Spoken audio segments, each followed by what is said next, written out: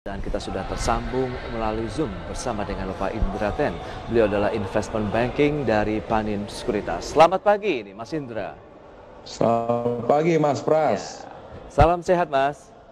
Salam sehat juga buat Mas. Terima kasih. Terima kasih juga atas waktu yang disempatkan. Kita langsung saja mereview dari penutupan bursa global semalam. Wall Street kita lihat sudah mulai rebound lagi setelah beberapa hari terakhir mengalami tekanan jual akibat Omicron. Dan ini kita lihat pagi juga bursa Asianya menghijau. Apakah ini akan menjadi sentimen juga nih buat pergerakan indeks harga saham gabungan hari ini, Mas Indra?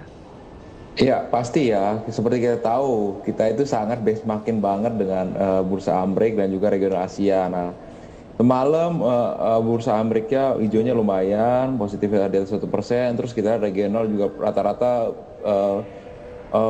positif 0,5%. Jadi aku harap juga IHSG kita menguat mungkin bisa sampai 1% lah, karena kemarin koreksinya cukup dalam kan. Begitu Mas Pras. Oke, tapi kalau kita lihat dengan pergerakan indeks harga saham gabungan di level 6.500-an, menurut Anda ini masih ada peluang tidak?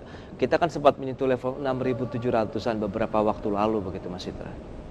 Oh pasti, potensial untuk ke 67-nya masih ada, apalagi kita mengingatkan selisihnya ke 67 kan 140 poin, which is equally ya mungkin sekitar 2%-an gitu loh ya. Ini mah 2-3 hari juga nyampe ya Mas, kalau marketnya bagus ya. Apa yang menjadi triggernya menurut Anda ini Mas Indra? Apakah window dressing begitu atau ada hal lain? Ya yang utama pasti window dressing. Kita tahu akhir tahun commonly window dressing dilanjutkan jadi Januari efek. Harusnya sih biasanya orang ancang-ancang untuk spekulatif buy, itu aja udah menggerakkan demand pasar. Terus kedua juga kita tahu bahwa virus Omicron ini terkontrol sebenarnya honestly ya. Jadi aku yakin so far sih kemarin cuma sentimen yang ya short term aja lah. In mid termnya yang sampai seterusnya sampai ada Santa Claus dan selanjutnya itu lebih banyak sentimen positif Mas, seperti itu. Oke. Lantas bagaimana dengan Omicron sendiri untuk market di dalam negeri?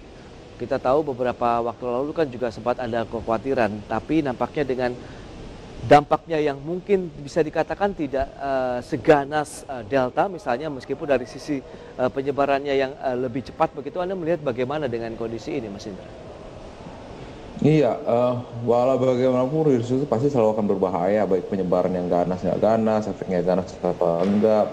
Terus juga yang kita harus perhatikan sebenarnya adalah pengontrolnya ini loh, maksudnya langkah pemerintah. Kemarin kan kita berhasil menemukan ada temuan ya kasus aktif di Indonesia. Nah itu hal yang bagus ya, artinya kita udah berhasil mencegah lebih dulu penyebarannya. Nah aku harap sih penyebarannya nggak akan masif seperti varian Delta yang bikin kita lumayan kacau pada Juni tahun ini. Terus juga aku harap juga terkait virus ini juga udah terkontrol, apalagi kan daripada vaksinasi kan sebenarnya efeknya juga berpengaruh juga gitu terhadap varian ini. Jadi aku sih ngerasa nggak ada dampak yang bakal signifikan ke market ya.